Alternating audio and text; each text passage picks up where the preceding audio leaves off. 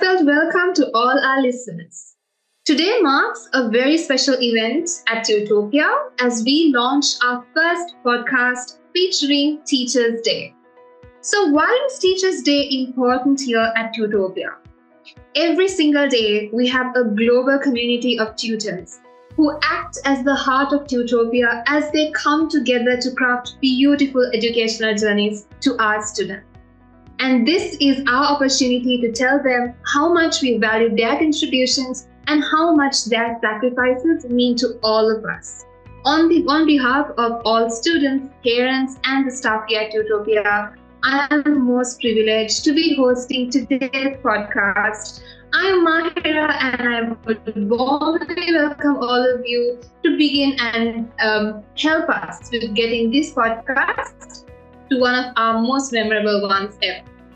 So today with me, I do have the privilege of speaking with one such remarkable educator. Without further ado, I'd like to take the honor of introducing our guest speaker, Miss Bitasta Datta, or like as we like to call her, the Queen of Educational Content at Tutopiya. Her legacy spreads across being a seasoned learning experience design expert with over 5 years of teaching experience and having mentored medical aspirants and children from diverse education backgrounds. I would love to warmly welcome Ms. Bitasta Datta for our podcast today and hear her colorful train of thought on celebrating our cherished individuals in our lives, our teachers. Hi, Ms. Bitasta, a warm welcome to you. How are we feeling today? I'm doing great, and thank you for such a lovely, lovely introduction, Mahira. I am truly, truly, truly elated. Thank you so much. Thank you so much for joining us. It's been a privilege having you on our podcast today. So since this is our very first podcast, I'd like to hear from you about who your favorite teacher was and how that teacher has impacted your life. So my favorite teacher growing up was my dad. Now, growing up, he used to teach me math and physics. But when I entered the corporate world, I actually realized the amount of impact, the number of lessons that he have actually taught me. Starting from teaching me discipline, the power of consistency, and how consistency is just not about doing things repeatedly, every day, but doing it a little better every time. How perfection is not inherent, but it's trained. Like you train your mind to put your heart and soul into anything and everything that you do. And that started in my childhood. When I was very young, I used to wake up in the morning. And whenever I had to straighten the sheets, my dad used to always say that the bed cover should never have a single crease. Because everything that you do, every work that you do is a way of telling the world who you are. It's about leaving a legacy of the perfectionist that you really want to be. There's nothing called, but we can all try to be a little better each time. So I think I've learned that so much from him. I've learned another very important thing, which I think is so pertinent in today's day and age. That is to be you, authentically you, unapologetically you, and take pride in being you. There is only one of you, and that's your superpower. There is no one like you, and there will never be another you. So utilize that superpower of yours. And always, always, always, and this is for all humans across the planet, this is something that my dad ingrained in me the very childhood, how important it is to have the power of the purse. Every human should have it, and because that's the stepping stone to confidence. You need to be financially independent to be confident. So I think these are the 4 most important lessons. I can actually go on and on and on about him, because to me, his life in itself was an institute I grew up in. And every day that I live, it's like I want to be more like him. So yeah, he's my favorite teacher of all times. That was amazing. Thank you so much, Ms. Bitasta. And to add to what you have to say, I believe as children, our very first teachers we look up to are our parents, and we carry so many of their beliefs and teachings throughout our lives. And it's beautiful as we grow up and we realize the certain tiny lessons we were taught as kids, how important they were, although we didn't really regard them as important back then. But definitely our parents teach us a lot and we ingrain from them, we take forward what they've taught us. And that's a beautiful sentiment to share. Thank you very much. So taking a step further, how would you describe Teachers' Day for you while growing up? Any experiences to share from your college days, your school days? So I think my fondest memory of Teachers' Day it was from my school. So in school, what we used to do is that was one day where you could dress up in colored clothes, not wear uniforms, and go to school. And then in our times, there was this tradition of making handmade cards. So we used to make handmade greetings card for our teachers, write them these small, nice letters, and also give them pens. I remember buying a lot of pen for all my teachers. And then in our school, we also had the tradition of putting up plays for our teachers where we enacted our teachers' parts. So I would become a bio teacher sometimes, a math teacher, and we used to kind of mimic them. So it would have been a lot of fun. And then at the end of all of this, we used to be treated to ice creams and chocolate muffins. So the perfect sweet end to the day. So that was Teachers' Day for me growing up. How was your Teachers' Day, Mahira? Yeah, as you described this very, very same experience, Bitasta, I believe it's reminiscent of how we spent it, because here at our school, once again, we had our school choirs. Our school choirs was all of the best singers, and we used to craft our very own song dedicated to teachers. And let's just accept that we had certain teachers we liked, while we also had certain teachers we may not have liked as much. But on that day, I think we celebrated everyone very, very similarly. All of them we loved, and the teachers would be given the opportunity to partake in games. We had organized games for them to the prefects board, and that's when we saw that it's not only about us sometimes, even the teachers have their personal lives, and when roles switch and we see their inner child coming out, it's also to say that they have their beautiful likes, passions, talents. My goodness, how much we get to know about the teachers on Teachers' Day. And yeah, I think there are very memorable core memories that we create as students at school as well. Sorry. So moving forward, I think today we'd like to focus a little bit more on how the transition takes place as well. Let's take you, for example. You were a student when you were growing up, and now tables have turned. You've taken on the role. You've worn the hat of an educator yourself. So how does it feel to be on the other side of the table? To be very honest, it feels more special to be on the other side of the table, with students doing so much for you and showering you with immense love. And the small gestures that they show you on Teachers' Day, it's just so heartwarming that you're going to cherish those memories throughout your life. I just want to talk about two very special incidents. So one of my students, he was a medical aspirant, and he used to do this origami modeling, And just 2-3 days before Teachers' Day, he started following me on Instagram. And he had created the exact origami model of me and gifted that to me. So you can imagine how special it was. And there was this another student, and as you rightly mentioned, Mahira, in the very beginning in my introduction, that I've taught students from a wide variety of backgrounds. So there was this one student who they were not very economically well off, and she had saved throughout the year her pocket money from the money that her parents used to give her to have tiffin from the canteen. She had saved from that money, and she had given me a purse, which I still have with me. It's a beautiful pink purse, and I'm forever going to remember these students in my life. They just made who I am today. You just want to be a better teacher with these experiences. It just pushes you more to be a little better every day. Definitely, so, yeah. That's a very emotional sentiment to share, and definitely, I mean, to give a beautiful gift to the teachers. Some of the teachers we adore heart and soul, and I personally had teachers I adore as well. Thank you so much for sharing that, Ms. Bitasta. So, Yeah. of course, we both know this. Teachers have been known to leave a lifelong impact on all their students. I have teachers who've left such core impacts on me, who have shaped me into who I am today. So, what do you have to share about that?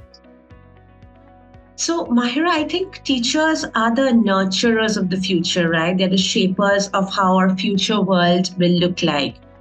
And in every classroom, be it a physical classroom or be it a virtual classroom like we have in Tutopiya, every classroom has the Michelangelos and the Elon Musks and the Steve Jobs of the future. As teachers, it's our responsibility to identify those talents and just nurture and nourish them. I always say that we have to be like those farmers. You just know, okay, every crop is different. Every crop is going to, grow in a perfect set of conditions. It requires a certain amount of water, certain amount of nutrients in the soil. We have to be those farmers and just nurture and nourish. You also have to realize that as teachers, it's just not our duty to, throw information at our students and just equip them with content knowledge. Our work as teachers is to spark that curiosity and that love for learning in them. Because we have to realize that we are living in a very fast-paced world. Every day there's so much of new information. And biology says that the students that we are teaching are way more evolved than we are, right? Their brains are way more evolved. So we just need to spark that love for learning in them, and then the rest will follow. They can learn at a much faster pace than we do. It's only that our job as teachers is to help them identify their passion, identify their own talent, and make them feel seen, make them feel heard, make them feel like they're somebody, and not look at them like, okay, I am an authoritative person and you need to listen to me. No, let's also try and learn from them. Let's be good listeners, and I think beautiful teacher-student relationships can do wonders for a person. I mean, today I took up biology as my subject because I loved my biology teacher. And let's all be very honest about it. I think that's true for most of our listeners. When we love the teacher, we love the subject. I think it's true for you also, Mahira. So it is like it just, the love for our teacher transcends the love for the subject. So to all the teachers out there, if you want the students to love the subject, you really need to, be very loving and caring towards them and ensure that they really can feel your affection, feel your care. Truth couldn't be told better, Ms. Bitasta. It's absolutely true to think that when you ingrain that right passion within a child, it's a seed that grows into a massive tree. And it's so emotional, and it's so how do I capture it? It's beautiful when years after, like my mom, she's a teacher as well. So years after, we have students who come back to her and she'll be like, Miss, you remember you did this for me, and this is what exactly made me love the subject, and here I am today. Thank you so much, Miss. I think as a teacher, even for you might be able to resonate with this. It's beautiful how that impact lasts, and that definitely creates a pathway for the child to grow and be successful. And I think the most rewarding aspect for a teacher is to see their students succeed, reach that milestone, break that barrier, and go for the exact dream they wanted to achieve. So much of heartfelt, genuine respect going out to all teachers. If you are amongst our listening audience today, so much of a standing ovation from us to you. Thank you so much. Yes, and now this is about a very interesting topic, I would say, because we did see a major shift in the modern education with the pandemic that hit us, the COVID, a massive shift. And when I say shift, it is from our traditional classrooms, which we all knew. We go to school, a benches, classroom of 30 kids, and now suddenly we are in a Zoom meeting and everything's virtual and online. So how do you think that this has affected the teachers and student relationships, given that the distance might have been further away from each other? I want to explain this with an analogy. How when we watch movies, sometimes we really become very emotional and we cry. Or sometimes when we listen to really good music, we actually can imagine that situation. We remember a very dear or loved ones of ours. It's like that, like emotions can transcend all boundaries. And I think between the teacher and the student, the emotional connection is the most important. And emotion and love, distance doesn't matter when it comes to touching hearts, right? You can touch hearts from a distance. So I think that's one of the most important things that we have to remember, that learning will not be affected as long as emotional connection is not affected. Now, definitely when we are not in the physical classroom, it's difficult to read the student's mind. Sometimes when we're in the classroom and we are teaching, we understand their facial expressions, but it's difficult to do that in a virtual environment. There are a couple of learning tools that we can use. I would definitely like to suggest a couple of them.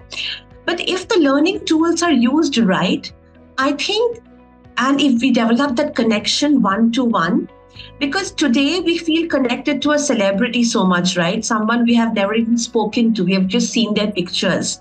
Why? Because of the work and the emotion that they have made us feel.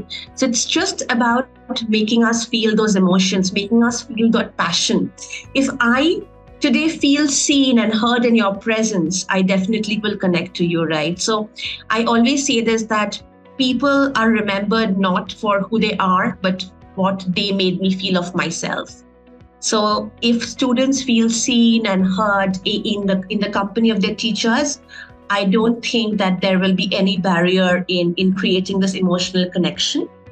Having said that, there are certain tools which we can definitely use in virtual environments. One, for example, a very strong tool is, before any session starts, right, we can float out a form where students share what they like and what they dislike, because we have to realize that 90% of the life is outside the school, is outside the classroom. So unless we establish a connection using something that's outside the classroom, we are really not establishing a connection. So let's understand where I really resonate with my students. So we automatically love each other and we can develop emotional connection, right? So that's one thing that can be done. Another very important thing that teachers can do is to share their personal stories, not just talk about the subject, but also sometimes talk about, so for example, if I'm teaching photosynthesis in class, I would probably say, I also struggled with light reaction. I also struggled to understand how photolysis of water took place. I have not been a success all my life. And because now that I have learned it, you can learn it as well. So, that kind of bridges the gap. I think, and also sometimes, talking, updating yourself. Like today, in the class, if I give the example of floating paper boats in water, it will not make students feel nostalgic. I have to update myself in the day and age. Today, I have to talk about Korean drama and anime to connect to students. So that is it, right? So I think these are the different things. Update yourself, take the first step, try to know what they like and dislike, and share your stories.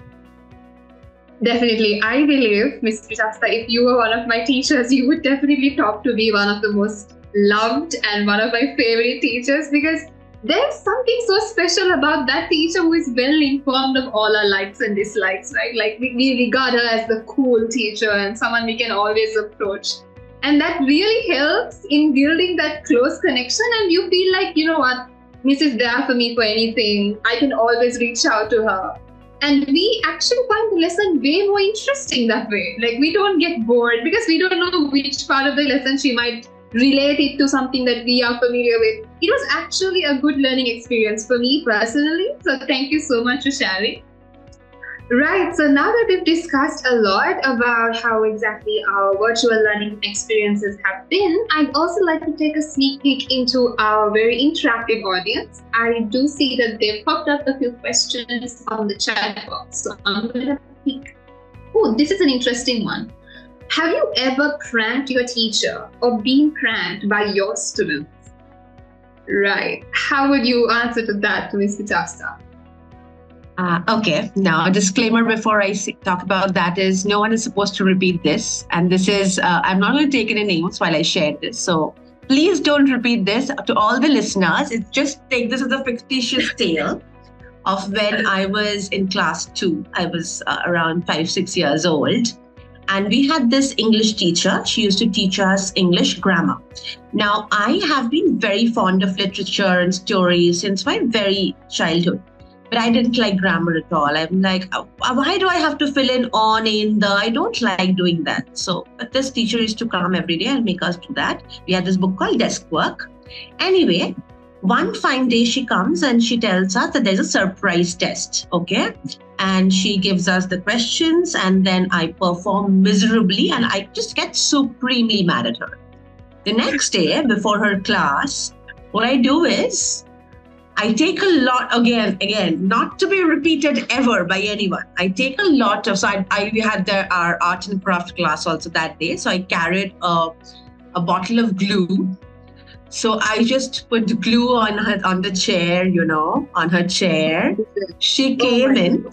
Very luckily, most of the glue had dried up, but then she sat and for a minute or so, she really got stuck. The class laughed. I felt really bad. I was put outside the class, definitely. You can imagine what can happen after such a situation, but I've done that. Yes, guys, whoever is listening, not to be repeated ever in your life, but yes, I was a mischievous one. So, wow. Yes, wow. Miss Bitasta, I did not see that coming, very frankly speaking, but that is a core memory of pranking your teachers. And as a teacher, have you been pranked? Let's hear that part as well. No, not really. Not at all. I've never been pranked. I've been blessed with the best students in the world, I think. I've never been pranked. But yeah, I was a mischievous kid growing up and it was quite difficult to control the intelligent yet mischievous one who will do things in a way that she doesn't get caught. So, there were also times when I did something, but my friends got scolded. I did own up. I was. Okay. So a tip to learn, I guess we need to be a little bit more careful and more calculative when we prank on anyone anyways. So just another question, Ms. Bitasta, this is from once again from the audience. What are some challenges that you faced as a teacher? Let's tap a little bit into on a personal level as well. And how did you overcome them? So, because I was primarily into teaching medical aspirants, as you can understand, Mahira, it is, the topics are usually difficult. And, say I am teaching a batch of 50 students, and then some students, they sometimes struggle with certain topics. But we have the pressure from the management to cover the syllabus in a certain amount of time. So to match up the pace of all the students in one class used to be difficult. But then what I used to do is I used to take separate doubt clearing sessions for the students who couldn't follow, so that we give some personalized attention to every kid. No one should feel left out. No one should feel like I'm lagging behind. So just for that, I used to, take these extra classes where I used to just sit with this one student, take their problems, take their questions, solve the questions with them so that, they come up in pace with the rest of the class. So that was one challenge, and the way to overcome it was to, give the personalized attention to the kids. Yeah. Definitely. I think to add to that note, Ms. Bitasta, for sure, we have different style learners as well. I think this is also a foreshadowing to my next question.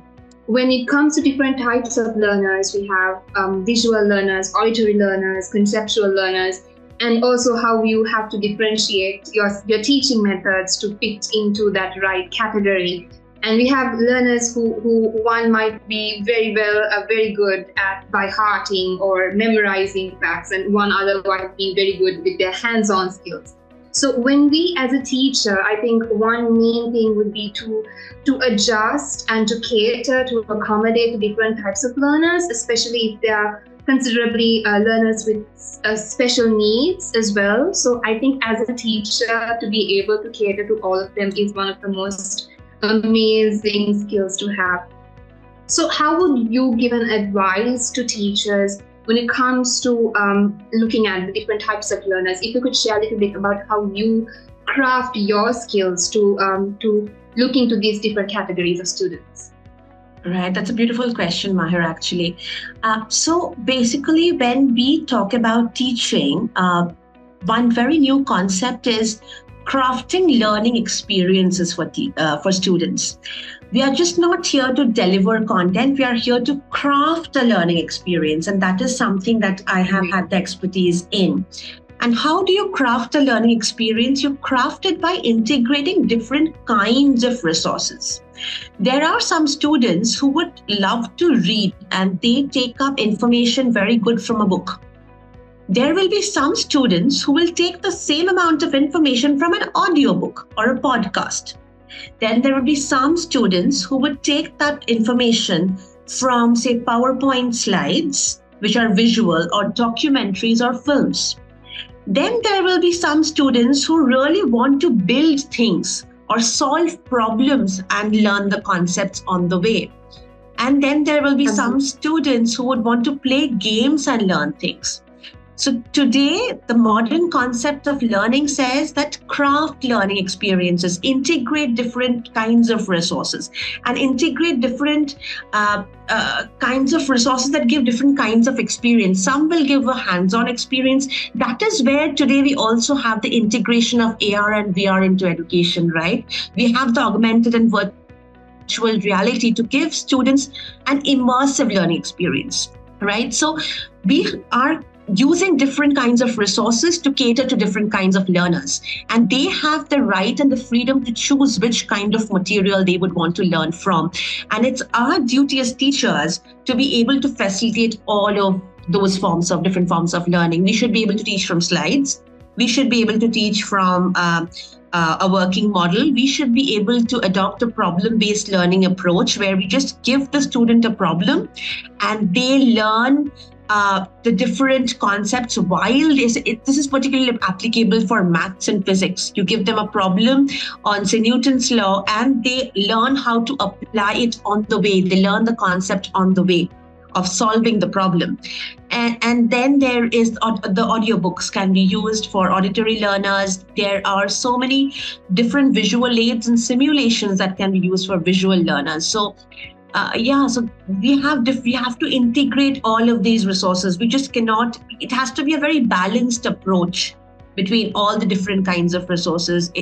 Those days are gone when we just relied on textbooks and, workbooks. We cannot do that anymore. Couldn't have said it better, Ms. Bitasta. Absolutely brilliant points raised. I believe with the whole advancement in technology, it's a very common topic of discussion amongst various tutor panels as well. When we come to think about the attention span of a student has drastically reduced to a matter of seconds now. Like if you cannot grasp the attention span within a matter of seconds, then it becomes very difficult to put them on. So teachers, they get creative sometimes with their own methods of imparting different concepts to the student. I think we've come across teachers where they've spoken about the skeletal system as a topic, and they tend to bring in an entire, like a diagram, or maybe they bring a 3D model, and the way by which they want to ignite that creativity, that to be able to envision the right kind of concept that the teacher wants to impart to the student. I think when it comes to an overall learning, a teacher's ability to create, like you rightly mentioned, that crafting experience to them is one of the core skills any teacher needs to have at this time and age. From the onset of a primary learner up until to a tertiary learner, I believe if we can all integrate that into our teaching methods as students, they're going to benefit massively. So thank you so much for raising that. I just wanted to add another point here to what you said. We have to shift from teaching concepts to narrating stories. We cannot anymore, just talk about definitions and processes and, okay, the immune system has this and that, and use jargons and buzzwords. We have to tell them, hey, this is a bacteria and this is a virus. Both of it makes you sick. But did you know that a virus can also make a bacteria sick? Instantly, you will be attracted to my story because you find it interesting.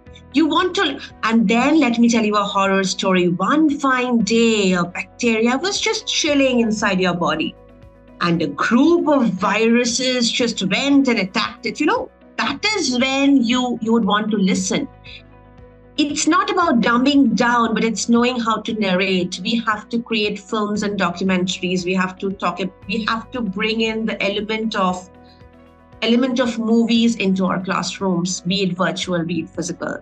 Gone are the days when we can just ask a student to stand up in the class and read a lesson. It's not going to work anymore.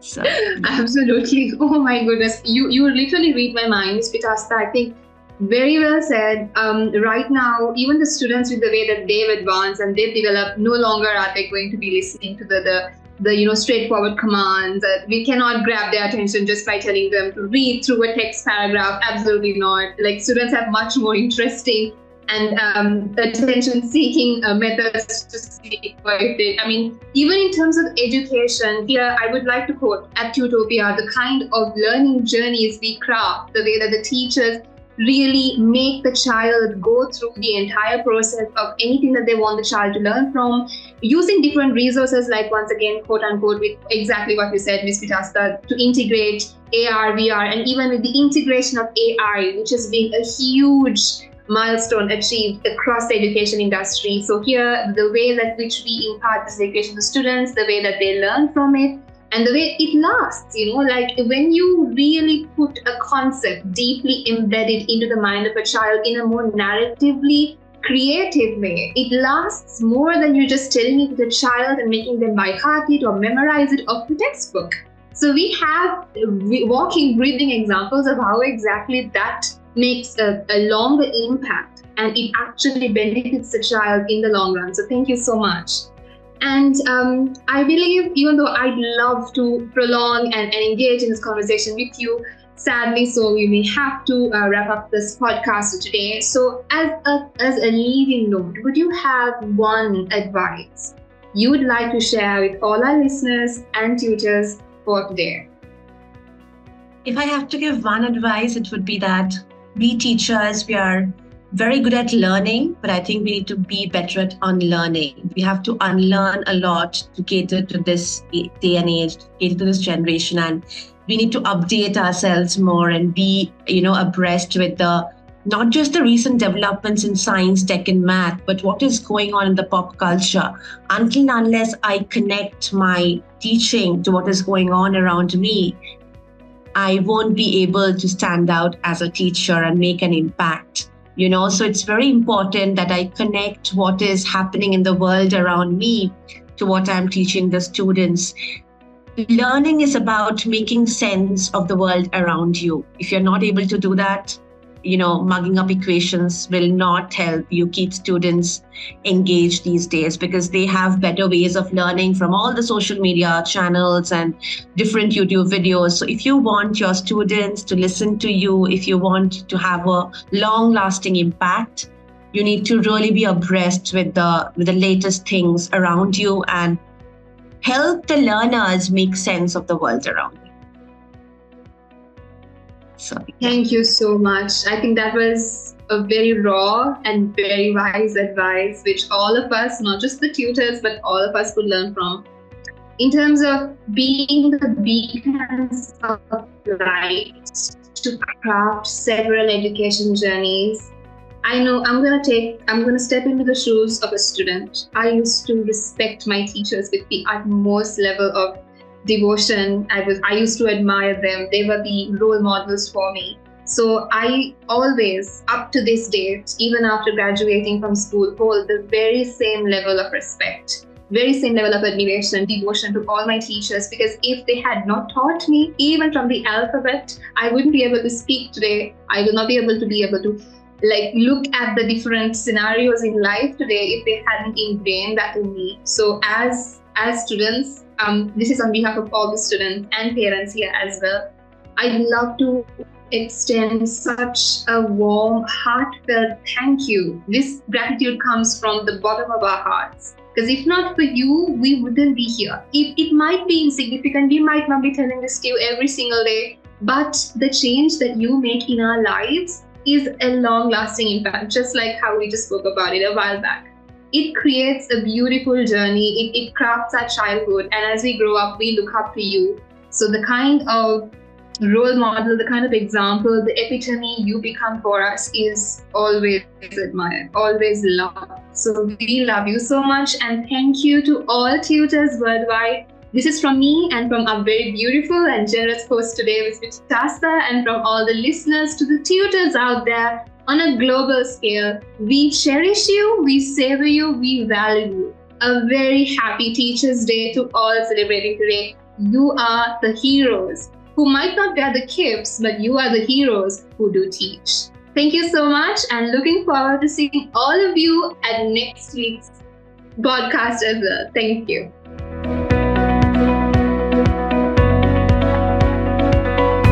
Hey everyone, as a tutor of mathematics and statistics myself, I've had the privilege of working with a numerous number of students from IGCSE all the way to university level.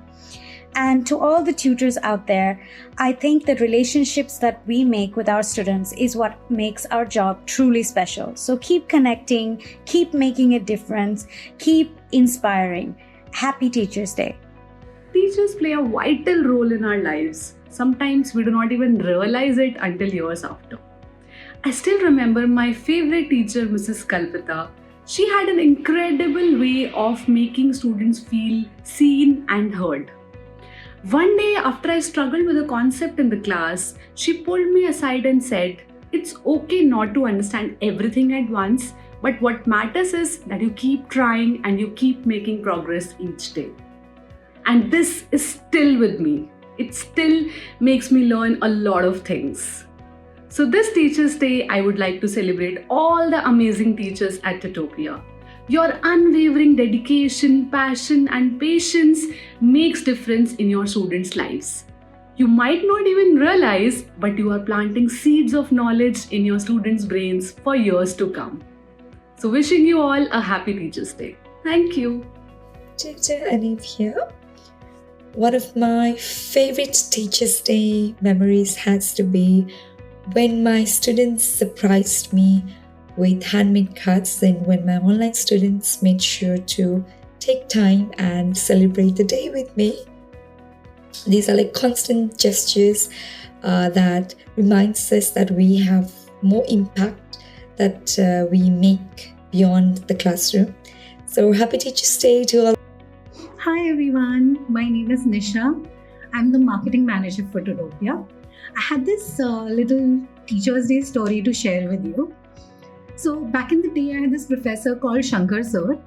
He was strict and he had this superpower, every time he'd just look at me, he'd identify that I'm the student who's not done the homework. He had like this sixth sense for procrastinators. So I just sneak in and think that I'll get by, and just one look and he'd identify that I've not done my homework. I'd always get caught and I'd land up with twice the homework by the end of the day. He also had a knack for reverse psychology. He always tell me that you'll not make it, you won't do it, and it just pushed me and encouraged me to work much harder, and I think it really helped me make me the person I am today, and I'm going to be eternally grateful for that. So to all the tutors out there at Tutopiya, identifying maybe that procrastinating student and maybe giving it to that student a little nudge in the right direction might go a long way. And y'all are making a bigger difference in children's lives, and we students like me are going to be eternally grateful for that. Happy Teachers' Day. Hi everyone, on this day I would like to share some beautiful memories that I'll treasure forever. Previously, I worked in a preschool setup where tiny toddlers used to come and start their learning journey. I clearly remember a day when a parent came with their child and requested me to hold their hand as they wrote their first letter. At that moment, I felt pure joy and the immense responsibility a teacher has.